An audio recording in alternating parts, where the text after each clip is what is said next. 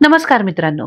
लग्नानंतर होईलच प्रेम या मालिकेच्या आजच्या भागामध्ये देशमुखांच्या घरात आता दिवाळीची लगबग सुरू असते. नंदिनी किचन मध्ये करंजा तळत असते. तितक्यातच मानिनी तिकडे येते आणि म्हणते, काय लाडू झाले पण वळून तुझे? आता नंदिनी म्हणते, हो. काय खोडकर गँग मध्ये अडकलात ना तुम्ही? मानिनी हसतच म्हणते, हो ना. त्यावरती नंदिनी म्हणते, आवाज येत होते मला. आता मानिनी म्हणते, तुला सांगते, काव्या आणि पिहू काम तरी करतील, पण आमचे विक्रम जॉईन झालेत ना त्यांना, आता त्यांच्यामुळे प्रॉब्लेम होणार आहे बघ. मी तुला सांगते ना, ते कामही करणार नाहीत, पण नुसता धिंगाणा घालत बसतील. आणि मग पुन्हा नंदिनीला विचारते, बरं तुझं काय, तुझं कुठवर आलंय? त्यावरती नंदिनी म्हणते, माझं काय, करंजा तळून झाल्यात आता. तुम्ही कुठला फराळ करायला आलायत आता? त्यावरती मानिनी म्हणते, मी ना चिरोटे करायला आले. अगं माझ्या सासूबाई इतक्या कम्माल चिरोटे करायच्या ना, आणि माझ्या ह्या पोरांना तेच चिरोटे आवडायचे. तुला सांगते, गुळाच्या ढेपेला कसे डोंगळे चिकटलेले असतात, तशी सगळी नातवंड या आजीच्या भोवती. आणि तशी 4-5 चिरोटे खाल्ल्याशिवाय काही तिथून हलायचे नाहीत. आता या दोघींच्या गप्पा चाललेल्या असतात. नेमका जीवा त्यावेळेला तिकडे येतो. आता नंदिनीचं काही लक्ष नसतं. ती म्हणते, नाही नाही, मी समजूच शकते. म्हणजे जीवा असे बसून राहू शकतात, त्यांचा स्वभावच आहे तसा, पण पार्थ सुद्धा. तेवढ्यात आता जीवा लगेचच म्हणतो, ऐकतोय हा, मी सगळं ऐकतोय. लगेच मानिनी आणि नंदिनी शांत होतात. आता जीवा म्हणतो, माझा स्वभावच आहे का तसा बसून राहायचा? पण तुमच्या माहितीसाठी सांगतो, पार दादा सगळ्यात जास्त डांबरट होता लहानपणी. सगळ्यात जास्त मार तोच खायचा. लगेच मानिनी त्याच्याकडे पाहते. आता जीवा म्हणतो, आजीचा आजीचा मार खायचा. आणि नंदिनीला म्हणतो, तुला काय माहिती, मी सगळ्यात जास्त फराळ खायचो आणि तो सगळ्यात जास्त मार खायचा आजीचा. तेव्हा आता लगेचच नंदिनी हसतच म्हणते, अच्छा, म्हणजे पार जेव्हा आजीचा मार खायचे तेव्हा तुम्ही एन्जॉय करायचात, बरोबर ना? तेव्हा लगेचच मानिनी म्हणते, नाही नाही, त्या बाबतीत मी तुला सांगू का, दोघं ना एकमेकांना अगदी जीव लावायचे.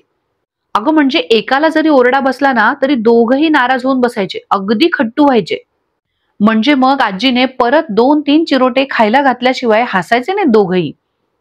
तेव्हा आता जीवा लगेचच हसायला लागतो आणि म्हणतो, पण आजी ना कमाल फराळ करायची. म्हणजे तिच्या हातचा फराळ खाल्ल्यावरती ना रुसवा कुठच्या कुठे पळून जायचा.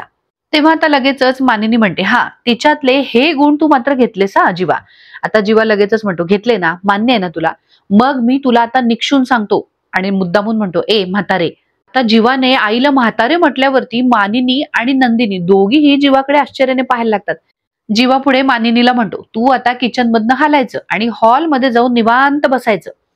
कारण तुझा श्रावण बाळ स्वतःच्या हाताने फराळ बनवणार आहे आणि तुला खाऊ घालणार आहे. नंदिनी हसतच म्हणते, बाप रे. आता मानिनी पण हसत हसतच चिडून म्हणते, ए मेल्या, तुझ्यापेक्षा ना 100 कामं मी जास्त करते, मला म्हातारी म्हणतोस? तेव्हा आता लगेच जीवा हात जोडून मानिनीला म्हणतो, बरं बरं बरं, जाशील जाशील, आता बाहेर जाशील. आता मानिनी सुद्धा अगदी ड्रामा करत म्हणते, अच्छा, म्हणजे फराळ करत करत तुम्हाला दोघांना रोमांस करायचा आहे का? बरं बरं, मी आता जाते. माझा बापडा पार्थच तेवढा साधा भोळा आहे, मी त्याच्याजवळ जाऊन बसते. तुम्ही करा बरं फराळ. असं म्हणून आता मानिनी तिकडून निघून जाते. आता नंदिनी त्यांना थांबवण्याचा प्रयत्न करत असते, पण मानिनी काही थांबत नाही. आता मानिनी गेल्यावरती नंदिनी जीवाकडे वळते आणि म्हणते, हे काय आहे सगळं? जीवा लगेचच नंदिनीकडे दुर्लक्ष करतो. आता नंदिनी त्याला विचारते, आणि आता काय एवढा फराळ करणार आहात तुम्ही? तेव्हा आता जीवा म्हणतो, हा, दादाच्या फेवरेट चकल्या. तू करशील ना माझी हेल्प? त्यावरती नंदिनी विचारते, हवी आहे का माझी हेल्प? जीवा पण मुद्दामूनच नंदिनीला म्हणतो, जमेल ना? आता नंदिनी रागानेच पाहते. जीवा जोर जोरात हसायला लागतो आणि मग दोघं मिळून छान अगदी चकल्या बनवायला सुरुवात करतात. मग हा जीवा अगदी सुगरण असल्यासारखा अगदी छान चकलीचं पीठ भिजवून तयार करतो. त्याला अगदी नंदिनी सुद्धा मदत करत असते. जीवा इतकं मन लावून हे सगळं करत असतो की नंदिनीला खूप आश्चर्य वाटत असतं. ती अगदीच प्रेमाने जीवाकडे एकटक पाहत असते. तितक्यातच जीवाचं लक्ष सुद्धा नंदिनीकडे जातं. लगेच नंदिनी नजर चोरून घेते. आता जीवा खूप सुंदर पद्धतीने अगदी चकल्या पाडतो सुद्धा आणि मग दोघं मिळून त्या चकल्या तळतात. चकल्या तळून अगदी व्यवस्थित तयार होतात. हे सगळं करताना जीवा इतका एन्जॉय करत असतो आणि इतका आनंदाने आणि छान पद्धतीने हे सगळं करत असतो की नंदिनीला त्याचं खूपच कौतुक वाटत असतं. ती अगदी भारावून जाऊनच जीवाकडे सारखी पाहत असते. तर आता दुसरीकडे पार्थ असा मस्त आरशासमोर उभा राहून एकदम छान आवरत असतो. तितक्यातच मानिनी तिकडे येते आणि म्हणते, काय हिरो, काय अगदी तयार बियार होऊन कुठे चाललात, कुठे आपण? तेव्हा आता पार्थ म्हणतो, अगं आई, दिवाळी आहे, मी जरा आलोच. आणि असं म्हणून तो जायला निघतो. मानिनी त्याला अडवते, म्हणते, काय, कुठे चाललात, कुठे? अरे तुझा काय बाहेर जायचा प्लॅन आहे की काय? आता पार्थ म्हणतो हो. त्यावरती मानिनी म्हणते काय वेडा बिडा आहेस का, बाहेर नाही जायचं. पार्थ तू इथे गपचूप आराम कर. आणि तेवढ्यातच तिचं लक्ष जातं. पाहते तर गोळ्या सुद्धा तशाच असतात. आता ती पार्थला फटका मारते. पार्थच्या नेमकं ज्या हाताला लागलेलं असतं त्याच्यावरच आईचा फटका बसतो. आता लगेचच मानिनी त्याला सॉरी म्हणते आणि त्याचा हात धरून त्याला घेऊन येते आणि म्हणते अरे तू साध्या गोळ्या सुद्धा घेतल्या नाहीस. आणि त्याला म्हणते चल बस. आता पार्थ म्हणतो अगं आई ऐक ना. मानिनी काही ऐकत नाही. ती म्हणते तू शांत बस आणि गोळी घे. आणि एक एक करून त्याला गोळ्या द्यायला लागते. पार्थ आता मानिनीला म्हणतो आता मी तुझ्या म्हणण्याप्रमाणे गोळ्या घेतल्या ना, आता मी जातो. पुन्हा उठायला जातो. पुन्हा मानिनी त्याला थांबवते आणि म्हणते पार्थ तू कुठेही जायचं नाहीयेस. अरे तुला बरं नाहीये ना, तू आराम कर. अरे तुला आरामाची गरज आहे, डॉक्टरांनी सांगितलंय आराम कर. आता पार्थ वैतागतो आणि म्हणतो आई आराम करून करून कंटाळा आला मला. तुला माहितीये ना दिवाळीत मला किती उत्साह असतो, पण हे भाजल्यामुळे बाबा मला बाहेर जाऊन देत नाहीयेत, ऑफिसलाही जाऊन देत नाहीयेत. तुला माहितीये ना दिवाळीमध्ये मी ऑफिसमधल्या लोकांना हॅम्पर देतो. मला तुम्ही ऑफिसलाही जाऊन देत नाही, बाहेरही जाऊन देत नाहीत. आणि मग अगदीच लहान मुलासारखा मानिनीकडे हट्ट करत जाऊ दे ना प्लीज, जाऊ दे ना मला बाहेर. असं म्हणत म्हणत अगदी मानिनीच्या पायाजवळ जाऊन बसतो. आता मानिनी हसतच त्याला फटका मारते आणि म्हणते अरे तू काही वेडा आहेस का, लहान आहेस का, असं पायाजवळ काय बसतोयस, उठून बस. मानिनी आता चिडते आणि म्हणते आईचं ऐकायचं, घरात बसायचं, आराम कर. पार्थ पुन्हा म्हणतो आई अगं काय ग, बाहेर सगळे दिवाळीची तयारी करतायत, छान माहोल झालाय, सगळे बाहेर आहेत, मलाही जाऊ दे ना. तेव्हा आता मानिनी त्याला म्हणते अरे थोडे दिवस, तुला आत्ता असं वाटत असेल तुझी आई दुष्ट आहे, वाईट आहे. पार्थ लगेच म्हणतो दुष्टच आहे. त्यावर मानिनी म्हणते वाटू दे, पण तरी सुद्धा आत्ता तुझी तब्येत महत्वाची आहे. तू पडून राहा बरं, चल पटकन. तेव्हा आता पार्थ पुन्हा मानिनीला मस्का मारत म्हणतो हे बघाय, आता मी तुझं ऐकलं का नाही, आता तू माझं ऐकायचं. मानिनी म्हणते काय. तो म्हणतो हे बघ, तू म्हणतेस का नाही बाहेर नाही जायचं, मी म्हणतो बाहेर जायचं. आपलं एकमत होत नाहीये ना. त्यावरती मानिनी म्हणते एक मिनिट, आपण बाहेर जायचंच नाहीये आणि मी आई म्हणून हट्टच करतेय. तेव्हा आता पार्थ सुद्धा म्हणतो मग मी मुलगा म्हणून हट्ट करतोय. पण ना एक काम करू, आपण ना दोघं मिळून चिठ्ठ्या पाडू. तेव्हा आता मानिनी काही तयार होत नाही. ती म्हणते अरे पण पार्थ तिचं काहीच ऐकत नाही. लगेच तिला म्हणतो थँक्यू थँक्यू थँक्यू, मी आलोच असं म्हणून लगेचच चिठ्ठ्या घ्यायला उठतो आणि पुन्हा येतो आणि म्हणतो झाल्या चिठ्ठ्या. तेव्हा आता मानिनीला हसायलाच येतं. ती आता पार्थला म्हणते चिठ्ठ्या आधीच रेडी होत्या वाटतं. त्यावरती पार्थ म्हणतो नाही आई अशा कशा रेडी असतील. तेव्हा मानिनी सुद्धा म्हणते मग इतक्या लवकर कशा रेडी झाल्या. तेव्हा आता पार्थ लगेचच म्हणतो मी कोण आहे आई, पार्थ देशमुख आहे मी. आणि असं म्हणून लगेचच चिठ्ठ्या टाकतो. आता मानिनी त्याला लगेच म्हणते हे बघ मी एका अटीवर खेळणार. तेव्हा पार्थ अगदी विचारतो कुठल्या. आता मानिनी सुद्धा हुशार असते. ती म्हणते मला ना तुझा आणि तुझ्या बाबांचा पॅटर्न माहितीये, कळलं. आता पार्थ लगेचच तोंड लपवायला लागतो. मानिनी त्याचे गाल पकडते आणि त्याचा चेहराशी स्वतःकडे करत म्हणते तू तुझ्या बाबांचाच मुलगा आहे, त्यामुळे या सगळ्या चिठ्ठ्यांवरती मी बाहेर जाऊ शकतो, तू असंच लिहिलेलं असणार मला माहिती. तेव्हा आता मानिनी मुद्दामूनच म्हणते मग आता तर मी हा खेळ खेळणारच आहे. आता जी मी चिठ्ठी उचलेन त्याच्यामध्ये जे काही लिहिलेलं असेल त्याच्या बरोबर विरुद्ध तू करायचं. मग मात्र पार्थ चांगलाच फसतो आणि म्हणतो कशाला चिठ्ठ्या वगैरे, काय नको नको राहू दे. असं म्हणून आता मानिनीला अडवायला लागतो. मानिनी पण आता मुद्दामून हट्ट करत म्हणते नाही नाही उचलते ना, थांब ना आता उचलू दे ना. मग आता पार्थ सुद्धा तिला म्हणतो तुला माझा पॅटर्न माहितीये तर मग कशाला उगाच फॉर्मॅलिटी वगैरे. असं म्हणून आता तिचे हात पकडत असतो. मानिनी त्याचे हात सोडते आणि म्हणते नाही, इतकी वर्ष मिळून तुम्ही वडील आणि सगळी मुलं मिळून मला घोळात घेता ना, पण आता मी घोळात येणार नाही. आता लगेचच पार्थ मस्का मारत म्हणतो आई मी तुझं गोड गोजीर छान छान असं बाळ आहे का नाही. तेव्हा आता मानिनी सुद्धा म्हणते हो छान गोड गोजीर 6 फूट दाढी वाढलेलं लेकरू आहे, पण आता तरी सुद्धा मला हे खेळायचंय. पार्थ आता जाऊ दे ना असं म्हणून सगळ्या चिठ्ठ्या उचलून घेतो. आता मानिनी चिडते आणि म्हणते टाक त्या चिठ्ठ्या, टाक पटकन. तेव्हा आता पार्थचा नाईलाज होतो. तो मानिनीला म्हणतो तू ना खूप हट्टी झालीस बरं का, असं म्हणून आता चिठ्ठ्या जोरात फेकतो. मानिनी पण मुद्दामूनच त्याला खिजवत म्हणते हो काय करायचं ह्या आईचं, खूप हट्टी झाली. पार्थ म्हणतो बघ ना काय करायचं. तेव्हा आता मानिनी म्हणते आता मी चिठ्ठी उचलते आणि जी मी उचलेन ना त्याच्या विरुद्ध तू करायचं, ठीक आहे. आता पार्थ पुन्हा तिला नको ना नको ना करत असतो, पण मानिनी काही ऐकत नाही. ती आता चिठ्ठी शोधायला लागते आणि मुद्दामूनच नाटकं करत म्हणते अगो बाई बापरे केवढ्या चिठ्ठ्या, कुठली उचलू कुठली उचलू, चल ही उचलते. असं म्हणून आता एक चिठ्ठी उचलते आणि चिठ्ठी उघडून पाहते तर त्यात लिहिलेलं असतं मी बाहेर जाऊ शकत नाही. आता हे वाचल्यावरती मानिनीला शॉकच बसतो. आता लगेच पार्थ म्हणतो, मी बाहेर जाऊ शकत नाही असं चिठ्ठीत लिहिले, म्हणजे त्याच्या विरुद्ध मला करायचंय, म्हणजे मी बाहेर जाऊ शकतो, ये असं म्हणून आता जोर जोरात नाचायला लागतो. तेव्हा आता मानिनी त्याला म्हणते, अरे तू गप्प बस, तू मुद्दामून केलंस ना हे, तू लबाडी केलीस, दिस इज नॉट फेअर. तेव्हा आता पार्थ पण तिला म्हणतो, आई मी काही लब्बाडी केलेली नाहीये, मला आता प्लीज बाहेर जाऊ दे. मानिनी काही ऐकत नाही. ती म्हणते, नाही नाही नाही नाही, एक डाव भुताचा असतो, लहानपणापासून आपण ऐकतो का नाही, मी अजून एक चिठ्ठी उचलणार. तेव्हा आता पार्थ चिडून म्हणतो, तू आई म्हणून काही करणार का? मानिनी म्हणते, हो मी आई म्हणून काहीही करणार. असं म्हणून आता ती दुसरी चिठ्ठी उचलते. पण आता दुसऱ्या चिठ्ठीमध्ये पण तेच लिहिलेलं असतं, मी बाहेर जाऊ शकत नाही. आता पार्थ परत ओरडतो, येस मी जिंकलो. आता मानिनी घाईघाईने सगळ्या चिठ्ठ्या उघडून बघायला लागते. सगळ्या चिठ्ठ्यांमध्ये मी बाहेर जाऊ शकणार नाही हेच लिहिलेलं असतं.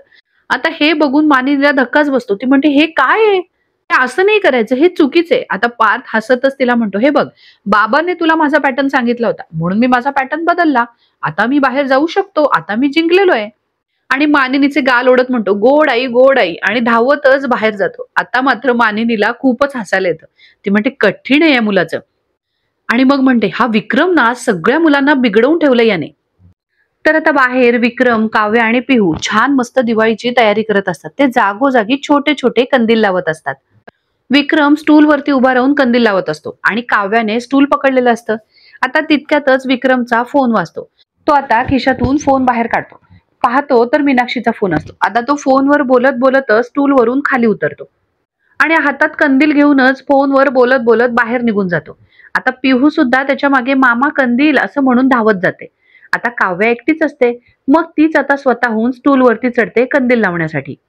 आणि स्टूलवरती चढत असताना तिचा तोल जातो. आता ती पडणार तितक्यातच पार्थ येऊन तिला पकडतो आणि बरोबर त्याच वेळेला रम्या सुद्धा हॉलमध्ये येते आणि या दोघांना असं एकत्र पाहते. आता तिच्या चेहऱ्याचा पार रंग चढून जातो. तर काव्याकडे पार्थ आणि पार्थ काव्याकडे दोघही एकमेकांकडे अगदी पाहण्यामध्ये गुंग होऊन गेलेले असतात. मग आता काव्या थोडीशी लाजतेच आणि ती इकडे तिकडे पाहायला लागते. लगेच पार्थ तिला म्हणतो, काय हो तुम्ही, प्रेमात पडायचं तर स्टुलावरून पडताय? तेव्हा आता काव्या लगेचच त्याच्यावरती भडकते आणि म्हणते, काय म्हणालात तुम्ही? आता पार्थ विषय बदलतो आणि म्हणतो, मी आलो नसतो तर स्टूलवरून पडला असतात ना तुम्ही? तेव्हा आता काव्या पण म्हणते, आलो नसतो तर ना, पण आलात ना, सावरलत ना मला. आता पार्थ म्हणतो, तेव्हा आता काव्या सुद्धा म्हणते, झालं तर मग. बरं मला एक गोष्ट सांगा, हे असं नेहमी कसं काय बरं येता तुम्ही मला सावरायला?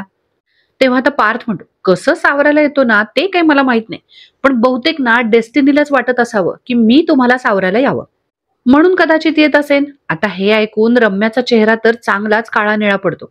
तर इकडे काव्या मुद्दामूनच हसते. आता लगेच पार्थ काव्याला म्हणतो, पण मी असं तुम्हाला वाचवल्यानंतर तुम्ही असं फिसकारून माझ्या अंगावर काय येता हो? तेव्हा लगेचच काव्या म्हणते, ओ काही काय बोलता हो देशमुख, आता कुठे फिसकारले मी तुमच्या अंगावर?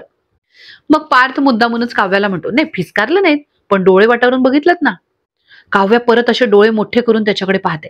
आता पार्थ म्हणतो, ऍक्च्युली तुम्ही त्या मोमेंटला ना मला थँक्यू म्हणायला हवं होतं. तेव्हा आता काव्या पण म्हणते, अच्छा, म्हणजे हा एवढा सगळा खाटाटोप एक थँक्यू ऐकण्यासाठी चाललाय तर. तेव्हा आता पार्थला वाटतं की काव्या थँक्यू म्हणेल, पण काव्या पुढे म्हणते, ठीक आहे मग नका सावरू मला. मग आता पार्थ एकदम तिला म्हणतो, मी स्वतःहून इथे आलेलो नाहीये, आणि फिल्मी स्टाईल मध्ये म्हणतो, मैं यहाँ पे आया नहीं हूं, लाया गया हूं. मग आता त्यावरती काव्या विचारते, बरं कोणी आणलं तुम्हाला इथे? लगेच पार्थ म्हणतो, सांगितलं ना, डेस्टिनीने. काव्या आता वैतागते आणि म्हणते, तुम्ही आणि तुमची डेस्टिनी, जा ना आता काम करा, मला पण करू दे. पार्थ पुन्हा तिची मस्करी करत म्हणतो, नाही नाही तुम्ही आता स्टूलवर चढाल, मी सावरायला थांबतो ना इथे. काव्या चिडते आणि म्हणते, काही गरज नाही, माझं मी बघेन. पण आता पार्थ काही तिथून जात नसतो, मुद्दामूनच तिकडेच घुटमळत असतो. आता काव्या मुद्दामून स्टूलवर चढताना त्याला ओरडते आणि म्हणते, जा ना तुम्ही, माझं मी बघेन. आता पार्थ मुद्दामूनच तिकडेच खाली काहीतरी करत बसतो. तर या रम्याचा या दोघांना असं एकत्र बघून चांगला जळून तिळपापड झालेला असतो. ती म्हणते, ही काव्या ना मुद्दामूनच माझ्या समोर माझ्या पारशी लाडीक बांधते, मला ना जेलस फील व्हावं म्हणून हे करते. आता ना हिच्या प्लॅन मधली ही हवाच काढते. आणि मग मुद्दामूनच काव्याकडे येते आणि म्हणते, काव्या काय ग, अशी कशी पडलीस? नाही म्हणजे एवढी नाजूक आहेस का तू? काव्याला आता येतो राग. ती रम्याकडे पाहून फक्त तोंड वाकडं करते. रम्या आता मुद्दामूनच तिला पुढे म्हणते, तू ना एक काम कर, आणि तिच्या हातातनं कंदील काढून घेते आणि म्हणते, दे दे, मी लावते कंदील. आता काव्या काहीच बोलत नाही, ती आपली कंदील देते आणि तिकडून निघून जाते. तेवढ्यात आता पार्थ उठून उभा राहतो. लगेचच रम्या पार्थला आवाज देत म्हणते, "पार्थ प्लीज हे कंदील पकडशील?" आणि मुद्दामूनच कंदील लावायला वरती चढत असते. आता पार्थचं सगळं लक्ष काव्याकडे असतं. काव्य आपली बाजूला बसून लाइटिंगच्या माळा ज्या असतात त्या सोडवत बसलेली असते. आता पार्थचं लक्ष रम्याकडे बिलकुलच नसतं. पण रम्या आता मुद्दामूनच मनात विचार करते आणि म्हणते, हिला काय वाटतं? पार्थ काय फक्त हिलाच पडताना वाचवू शकतो का? आता बघच काव्या, तुझ्या समोर मी पार्थच्या कवेत असेन. आणि बरोबर त्याच वेळेला रम्या जेव्हा कंदील लावून पडण्याची ऍक्टिंग करायला जाते, त्याच वेळेला बरोबर काव्या देशमुखला हाक मारते आणि म्हणते, देशमुख जरा इकडे या हो. आता ही रम्या पडायला आणि पार्थने काव्याकडे जायला एकच गाठ पडते आणि रम्या चांगलीच दणकन जमिनीवर आपटते. आता पार्थ चाललेला असतो काव्याकडे. आता हिला पडलेलं पाहून पार्थ थांबतो. तिला उचलायला जाणार तेवढ्यातच काव्या पटकन येते आणि पार्थला हातानेच खुणवते, मी आहे ना. आता पार्थ काही पुढे जात नाही, मग काव्याच पुढे जाते. तरी सुद्धा ही रम्या वळून आता पार्थकडे हात मागत असते. पण काव्या लगेचच रम्याला आवाज देते आणि म्हणते, इकडे इकडे आहे मी. आणि मुद्दामून तिचा हात धरून तिला उचलत म्हणते, सावकाश रम्या, अगं लक्ष द्यायचं कामात. रम्या आता पार रडकुंडीला आलेली असते. काव्या मुद्दामूनच तिला म्हणते, काय ग, लक्ष कुठं असतं तुझं रम्या? तितक्यातच आता पिहू येते. विचारते, काय झालं? मग काव्या सुद्धा मुद्दामूनच म्हणते, अगं पडल्या, रम्या मॅडम पडल्या. आणि पिहू आणि काव्या दोघीही हसायला लागतात. रम्या लगेच पिहूवर ओरडते आणि म्हणते, ए पिहू गप्प बस. आता काव्या पण तिला म्हणते, ए तिला कशाला ओरडतेस? चूक तुझी आहे, लक्ष तुझं नव्हतं. मग उगाचच तिला कशाला ओरडतेस? आणि मुळात कसं आहे रम्या, तोंडावर पडणं ही सवयच आहे तुझी. आता पार्थ, काव्य आणि पिहू तिघेही हसायला लागतात. रम्या चिडते आणि हातातला कंदील फेकते आणि लंगडतच तिकडून निघून जाते. तितक्यातच आता विक्रम तिकडे येतो आणि म्हणतो, अरे अरे काय तुमचं? अगं काव्या, अजून तुमचं काहीच लावून नाही झालं? चला चला चला, अजून भरपूर कामं बाकी आहेत, लवकर आवरा. आता काव्या आणि पिहू दोघी जणी पळापळ करायला लागतात. मग आता विक्रम पार्थला म्हणतो, आणि काय रे, फटाके आणायला आपण दोघं जाणार होतो ना, मग तू काय एकटाच जाऊन घेऊन आलास? तेव्हा आता पार्थ म्हणतो, अहो काय करू, रूम मध्ये बसून ना खूप बोर होत होतं. मग तुमची ती टेक्निक, तो पॅटर्न, तो नाही वापरला मी, वेगळा पॅटर्न वापरला. आईला गंडवलं आणि गेलो घराच्या बाहेर, फटाके घेऊन आलो. विक्रम सुद्धा आता हसतो. आता तितक्यातच पार्थ म्हणतो, बाबा किचन मधून खमंग चकलीचा वास येतोय. आणि लगेच हातातले कंदील जे आहेत ते विक्रमच्या हातात देतो आणि म्हणतो, हे घ्या हे घ्या, तुम्ही करा हे काम, मी जरा आलोच. आणि स्टूल वरून सावकाशा, नाहीतर तुम्हीही पडायचात आणि गडबड व्हायची आणि आईला यायला लागेल तुम्हाला सावरायला. आणि असं म्हणून तिकडून सटकतो. आता विक्रम हसतच म्हणतो, अरे आता हा बाबाला पण गंडवायला लागला. आता हा पार धावतच किचन मध्ये येतो आणि पाहतो तर जीवा आणि नंदिनी फराळ करत असतात. आता पार त्यांना पाहिल्यावर म्हणतो, अरे बापरे, तुम्ही करताय फराळ? अरे अख्ख्या घरामध्ये सुगंध दरवळतोय माहितीये का? मग आता पार्थ नंदिनीला विचारतो, Nandini can I have one? Nandini म्हणते, अहो विचारायचं काय त्यात, तुम्हाला हवे तेवढ्या घ्या. मग आता जीवा सुद्धा म्हणतो, दादा पटकन टेस्ट कर चकली आणि पटकन सांग कशी झाली, पटकन सांग. मग आता पार्थ सुद्धा पटकन चकली घेतो आणि चाकतो आणि लगेच म्हणतो, अरे काय कमाल, एकदम खुसखुशीत झाली चकली. जीवा एकदमच खुश असतो. त्यावरती आता पार्थ बारीक तोंड करत म्हणतो, तुला सगळा फराळ जमतो रे जीवा, मला नाही जमत. तेव्हा आता नंदिनी त्याची समजूत काढत म्हणते, अहो सगळ्यांना सगळं कसं जमेल पार्थ? आता तुम्ही काव्याचं इतकं सुंदर चित्र काढलं, आता जीवांना जमणार आहे का तसं? आता हे ऐकल्यावरती जीवाला एकदमच त्याने काढलेलं काव्याचं चित्र आठवतं आणि तो जुन्या आठवणीत जातो आणि त्याच गडबडीत त्याचा हात भासतो. आता तो जोरात ओरडतो. आता त्याचं असं ओरडणं ऐकून नंदिनी पटकन मध्ये येते आणि म्हणते, अहो काय झालं, खूप दुखतंय का, खूप भासतंय का? नाहीतर तुम्ही एक काम करा, तुम्ही ना पटकन नळाखाली हात धरा. आता नंदिनीला आपली इतकी काळजी करताना पाहून जीवा तिच्याकडे पाहतच राहतो. नंदिनी आपली जीवाला लागलं म्हणून खूपच पॅनिक झालेली असते. नाहीतर तुम्ही एक काम करा, तुम्ही ना हॉलमध्ये जाऊन बसा, मी पटकन क्रीम घेऊन येते आणि तुम्हाला लावते. माझंच चुकलं, माझंच चुकलं, मी तुम्हाला गॅस जवळ काम करायला द्यायलाच नको होतं. आधीच तुम्हाला आगीपासून धोका आहे आणि मी काय तुम्हाला फराळ करायला सांगते, चला तुम्ही. या दोघांची ही जुगलबंदी बघून पार्थला खूप छान वाटत असतं. आता ही नंदिनी इतकी पॅनिक झालेली असते की शेवटी जीवा तिला म्हणतो, अगं एक एक एक मिनिट, मला इतका मोठा काही चटका बसलेला नाहीये, मी ओके. तरी सुद्धा ही नंदिनी अगदीच काळजी करत म्हणते, नाही नाही मला बघू, फोड तर नाही आला ना? आता जीवा तिला हात दाखवत म्हणतो, नाही आलाय बघ, दिसतोय का तुला कुठे? सो चिल, आणि यापुढे मी सगळं काम एकदम सांभाळून करेन, ओके? तेव्हा आता नंदिनी जरा शांत होते. आता पार्थ मुद्दामूनच म्हणतो, हा तू सगळं काम सांभाळून करशील, पण जर का तुला अजून एक चटका बसला ना, तर तुझी बायको माझं घर उन्हात बांधेल. आता दोघंही जोर जोरात हसायला लागतात. नंदिनी त्या दोघांना म्हणते, हसताय काय तुम्ही दोघं? मग आता नंदिनी म्हणते, जीवा मागच्या वेळेला तुमच्या बाबतीत जे घडलं होतं ना ते आठवलं ना तरी सुद्धा माझ्या काळजात चर्र होतं. त्यामुळे ही गोष्ट तुम्ही दोघांनी गमतीत नाही घ्यायची हा. मग आता जीवा पार्थला म्हणतो, ए दादा काय चाललंय तुझं? आणि मग लगेच नंदिनी समोर कान पकडतो आणि म्हणतो, हे बघ आय एम सो सॉरी. पुन्हा असं होणार नाही चकाचक बाई, ओके? आणि मग जीवा लगेचच पार्थला म्हणतो, ए दादा तू काय बघत बसलायस, घे ना अजून चकली थोडी. त्यावरती पार्थ म्हणतो, घेतो मी, पण मला ना एक थोडी तुझी मदत हवी, म्हणजे तुझ्या बायकोला चालणार असेल तर. तेव्हा मग आता जीवा म्हणतो, ए दादा तू काय बोलतोयस, हुकूम बोल, काय पाहिजे तुला? तेव्हा आता पार्थ म्हणतो, मला ना माझ्या मांजरीसाठी ना छान फराळ बनवायचंय, मला शिकवशील? तेव्हा आता जीवा विचारतो, अरे भाई नेकी और पूछ पूछ, काय शिकवू सांग तुला? करंजा? आता करंजांचं नाव ऐकल्यावरती पार्थ सुद्धा खुश होतो. आता तो म्हणतो, सांग सांग काय करायचं? आता लगेच जीवा म्हणतो, अरे करंजा बनवणं ना एकदम सोपं आहे. हे बघ काय करायचं माहितीये का, सगळ्यात पहिल्यांदा ना मैदा आणि तूप असं एकत्र करून ना छान पीठ तयार करायचं आणि ऍट द सेम टाइम किसलेलं सुकं खोबरं, त्याच्यामध्ये रवा, काजू बदाम पूड, पिठी साखर आणि वेलची पूड, हे सगळं मिश्रण तयार करायचं. त्यालाच सारण असं म्हणतात. आणि मग हेच ते सारण छान त्या पिठाच्या पारीमध्ये असं भरायचं आणि मग त्याच्या करंजा बनवून अशा छान वरच्या वर अशा तेलात तळायच्या आणि करंजा रेडी. तेव्हा आता पार्थ त्याला हसतच म्हणतो, अरे करंजा रेडी, पण ही ना जरा छोटी रेसिपी आहे, मला ना जरा मोठी रेसिपी सांग, मोठी. आता नंदिनी जोर जोरात हसायला लागते आणि जीवा लगेचच विचार करायला लागतो, आता मोठी रेसिपी कोणती? आणि मग लगेच म्हणतो, अरे भाई बेसनाचे लाडू, कमाल कमाल. लगेच आता पार्थ म्हणतो, सांग सांग कसं करायचं? आता लगेच जीवा म्हणतो, हे बघ बेसनाचं पीठ आहे ना असं छान तुपात भाजून घ्यायचं, ते ना असं लालसर होईल. मग ते एकदा का असं थंड झालं की मग त्यामध्ये ना पिठी साखर, वेलची पूड सगळं घालून ना असं एकत्र करायचं आणि मग भाई ना, आणि मग असे मेन टास्क, लाडू असे छान वळायचे, गोल गोल एकदम गोल गोल करायचे. भाई ती ना एक कला आहे. आता पार्थ पुन्हा म्हणतो, ए भाई माझ्यासाठी ना ती बला आहे. आणि मग जीवाला हाताने असं छोटं छोटं खुणवत असतो, पण बोलताना म्हणत असतो, अजून थोडंसं मोठं सांग ना, मोठं. आता जीवा पुन्हा म्हणतो, आता मोठं काय सांगू तुला? एक मिनिट, हा पोह्याचा चिवडा. आता लगेच पार सुद्धा म्हणतो, हा बरोबर. जीवा पुन्हा म्हणतो, नाही भाई मी तुला शेव शिकवतो. परत पार्थ म्हणतो, हा. आता परत जीवा म्हणतो, नाही भाई मी तुला ओल्या नारळाच्या करंजा शिकवतो. परत पार्थ म्हणतो, हा. पुन्हा जीवा म्हणतो, नाही भाई मी तुला अनारसे शिकवतो. आता शेवटी नंदिनी वैतागून म्हणते, अरे काय चाललंय तुमचं? अरे अनारसे करणं इतकं सोपं आहे का? पार्थ एक मिनिट, हे बघा रवा साखर तूप घालून शंकरपाळ्यांचं पीठ रेडी केलेलं आहे. आणि मग जीवाला म्हणते, जीवा तुम्ही त्यांना ना शंकरपाळी शिकवा, चटकन होतील. तेव्हा आता पार्थ म्हणतो, हा करेक्ट आहे, आपण शंकरपाळ्याच बनवूया. आता पटकन जीवा बोलून जातो, येस, आणि काव्याच्या फेवरेट सुद्धा आहेत.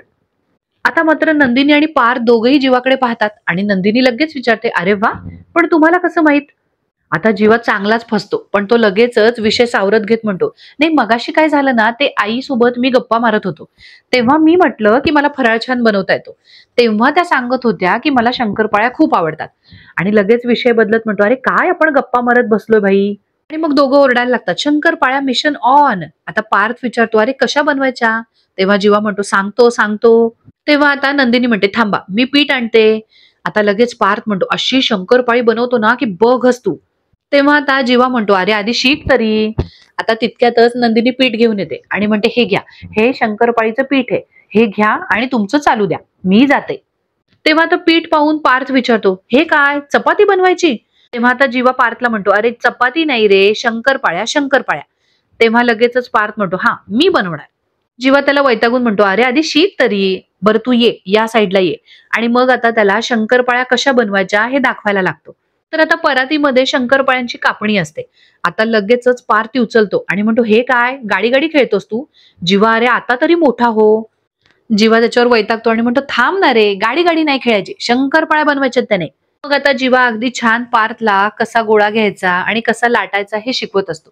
आता पार्थ सुद्धा लगेच त्याच्या हातातून लाटणं काढून घेतो आणि स्वतः लाटायला लागतो. मग आता लाटून झाल्यानंतर जीवा आता पार्थला कशा कापायच्या शंकरपाळ्या ते दाखवत असतो. आता पार्थ सुद्धा लगेच शंकरपाळ्या कापायला लागतो. आता हे दोघंही भाऊ मिळून अगदी प्रेमाने खूप छान हसत खेळत शंकरपाळ्या बनवत असतात. तर मित्रांनो, आता पुढील भागामध्ये पार्थ आता काव्याच्या समोर शंकरपाळ्या ठेवतो आणि म्हणतो, या स्पेशल शंकरपाळ्या तुमच्यासाठी. तेव्हा आता काव्या विचारते, या स्पेशल शंकरपाळ्या बनवण्याचं काम कोणी केलं? तेव्हा आता नंदिनी लगेचच म्हणते, पार्थने. आता पार्थने म्हटल्यावरती काव्या आश्चर्यानेच विचारते, काय? तेव्हा आता नंदिनी म्हणते, काव्या आधी शंकरपाळ्या टेस्ट तर कर. मग आता काव्या त्यातली एक शंकरपाळी उचलते आणि खाते आणि डोळे मिटूनच अगदी त्याचा आस्वाद घेत पटकन बोलते, अगदी जीवाने केल्यासारखी झाले. आता सगळेच जण काव्याकडे आश्चर्याने पाहायला लागतात. तर दुसरीकडे ही सुनीता स्वतःशीच बोलत असते, मानिनी तू मला फराळाला बोलवलेस ना, आता बघच मी उद्या काय करते. तर इकडे ही मानिनी काव्य आणि नंदिनी दोघींनाही दिवाळीसाठी दागिने देत असते. तर इकडे ही सुनीता म्हणत असते, बघ मी उद्या तुला दिवाळीचं गिफ्ट देणार आहे. तर मित्रांनो, आजचा भाग तुम्हाला कसा वाटला हे आम्हाला कमेंट करून नक्की सांगा आणि अशाच मालिकांच्या अपडेट्स करता आपल्या चॅनलला सबस्क्राईब करा. धन्यवाद.